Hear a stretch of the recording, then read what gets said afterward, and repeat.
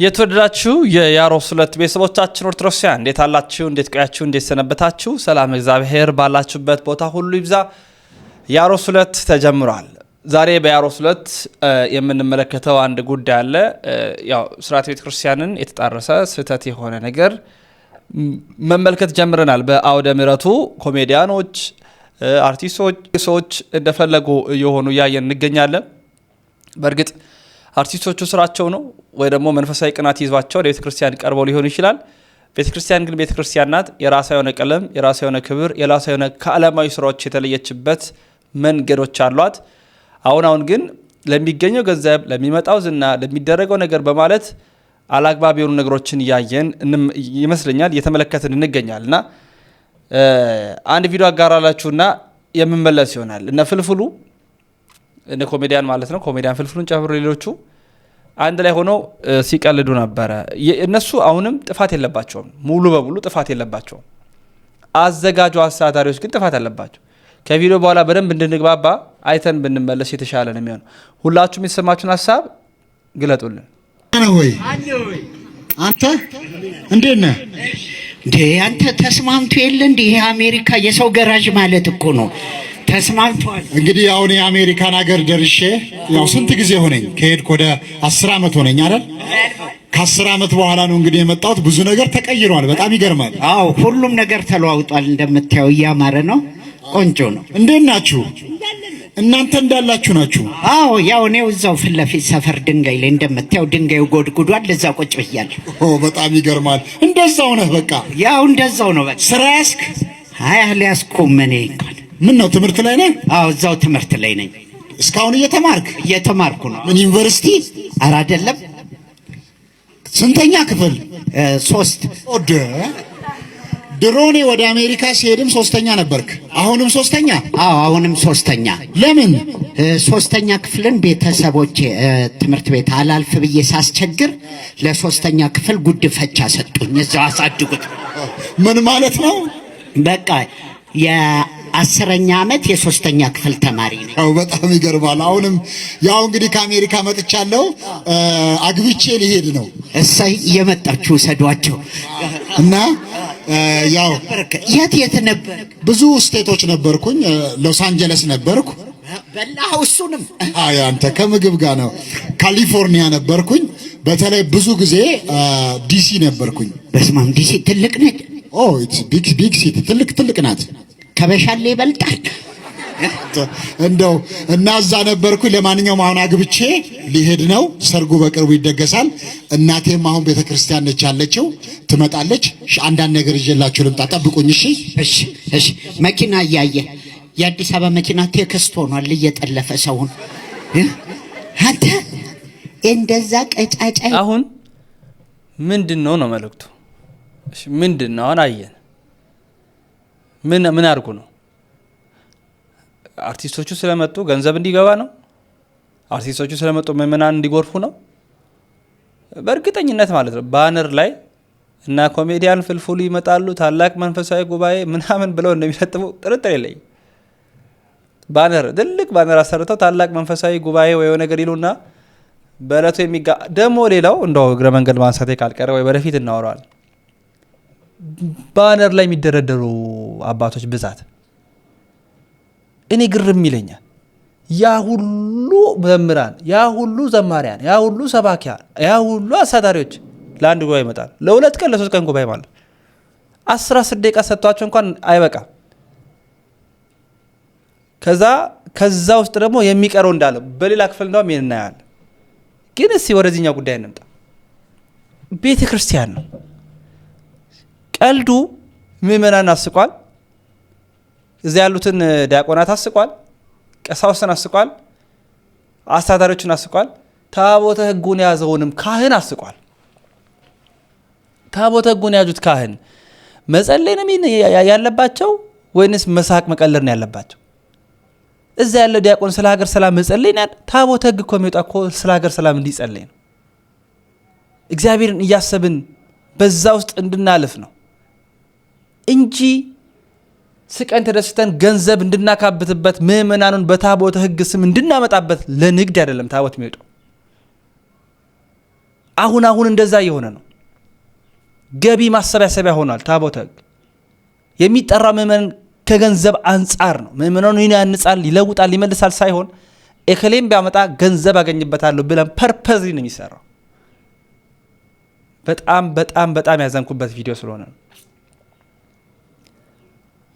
መጋቢ አዲስ ኢንጂነር ነቃ ጥበብ ከፍ ያለው በአንድ ወቅት ያስተማሩትን ስለ አውደ ምሕረት ስለ ቤተ ክርስቲያን ክብርና ልዕልና የተናገሩትን እንካተል። አንተን ለማዝናናት አይደለም እዚህ የምንመጣው፣ ለማሳቅ አይደለም፣ ለመቀለድ አይደለም ብንመጣው፣ በክርስቶስ መከራ ልናሰቃያችሁ ነው እዚህ የምንቆመው። ወንጌል ብለን የምንጠራው እሱን ነው። ጣት እንደገለጥኩት ለቅሶ ነው ትዝ የሚልን፣ መከራ ነው ትዝ የሚልን። ያ ማለት ደግሞ ከዚህ ዓለም መውጣት፣ መለየት፣ ከርኩሰት ማምለጥ ማለት ነው። ወንጌል የሚባለው ይሄ ብስራት ሲነገር፣ ደስታ ሲነገር ፈንጠዝያ አይደለም። ሰማያዊውን ዓለም ለመውረስ በዚህ ዓለም እያዘሩ እየተከዙ መኖር ነው። ቅዱሳን እንደሱ ነው የኖሩት። እመቤታችን እንደዛ ነው የኖረችው። እንዴት ይታያል ነው መዝናናት። አሁን አሰፍስፎ የሚጠብቅ ሰው አለ። ዛሬ ከተፈቀደ እቀውጠዋለሁ የሚል ማለት ነው። ካልተፈቀደ ደግሞ መዝናናት እንዴት ነው የሚል የብዙ ሰዎች ጥያቄ ነው በነገራችን ላይ ማለት ነው።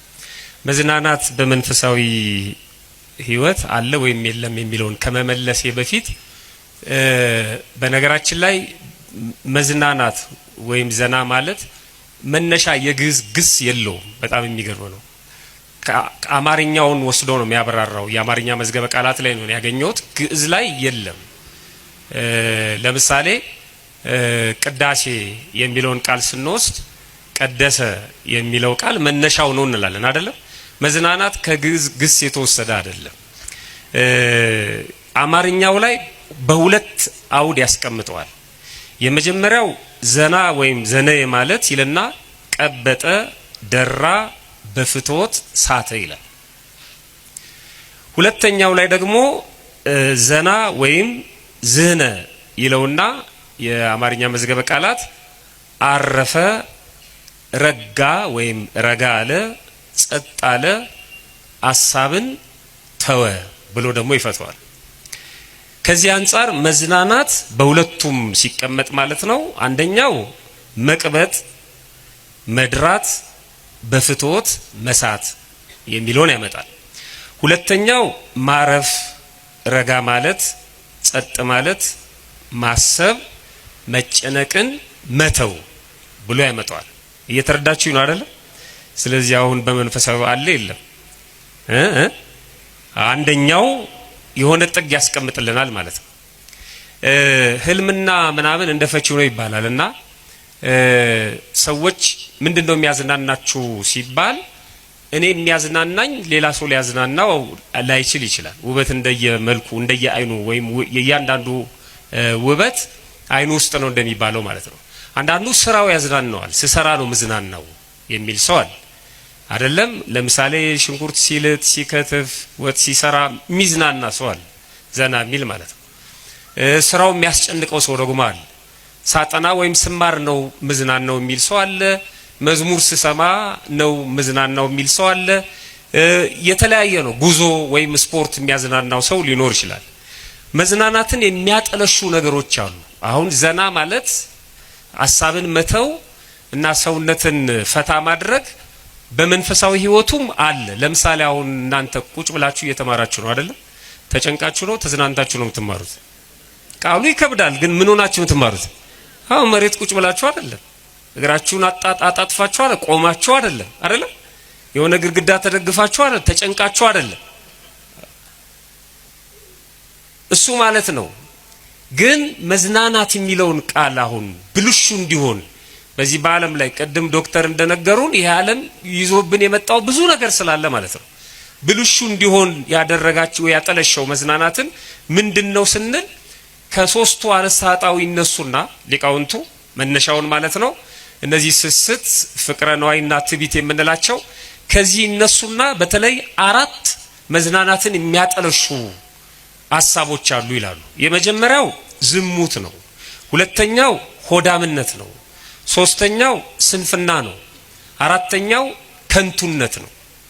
መዝናናትን የሚያጠለሹ ነገሮች እነዚህ አራቱ ናቸው ይላሉ። ለምሳሌ ዝሙት፣ ሰው መዝናናት ብሎ ማለት ነው በክርስትና ህይወት ያልተፈቀደውን በራሱም ለህይወቱ አግባብነት የሌለውን ይሄንን ጉዳይ የሚፈጽም ከሆነ አሁን ዝሙት የግድ ተራክቦ መፈጸም ወይም በጾታ የሚፈጸም ጉዳይ ብቻ አይደለም። ማማረጥን ማንሳትና መጣል ባካና መሆን የምንፈልገውን እስከማናውቅ ድረስ ማለት ነው። መቀያየር ሰዎች ሲዝናኑ ይሄን የሚጠቀሙ ከሆነ ማለት ነው የማይበሉትን ያስቀርባሉ፣ ይመርጣሉ፣ ከሆነ ቦታ ወደ ቦታ ይሄዳሉ፣ ገንዘባቸውን ይበትናሉ። ይሄን የሚያደርጉ ከሆነ እዚህ ውስጥ ዝሙት ካለ ማለት ነው።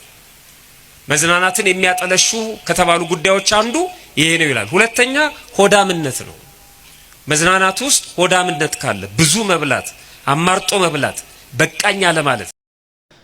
የተወዳችሁ ሰዎች ሀሳብና አስተያየቶቻችሁን በነጻነት አስቀምጡልኝ። እዚህ ላይ ምንም መናገር አልችልም። መቼ እንደሚስተካከል አላቅም። ገንዘብና ገንዘብን ትኩረት ያደረገ ቤተክርስቲያን አስተዳዳሪ እስካለ ድረስ ቤተክርስቲያን ዋጋ ተከፍላለች፣ ጥርጥር የለውም። እዚህ ከገንዘብ ውጪ የሆነን ስርዓተ ቤተክርስቲያንን የሚያስከብር አባት በስርዓት በየቦታው እስክናገኝ እንጠንቀቅ። መልእክቴ እሱ ነው። በደንብ አድርጋችሁ አዳርሶልኝ። ወንድማችሁ ልዑል መብራቱ ነኝ። ያሮስ 2ን ሰብስክራይብ ማድረጋችሁ እንዳይዘነጋ።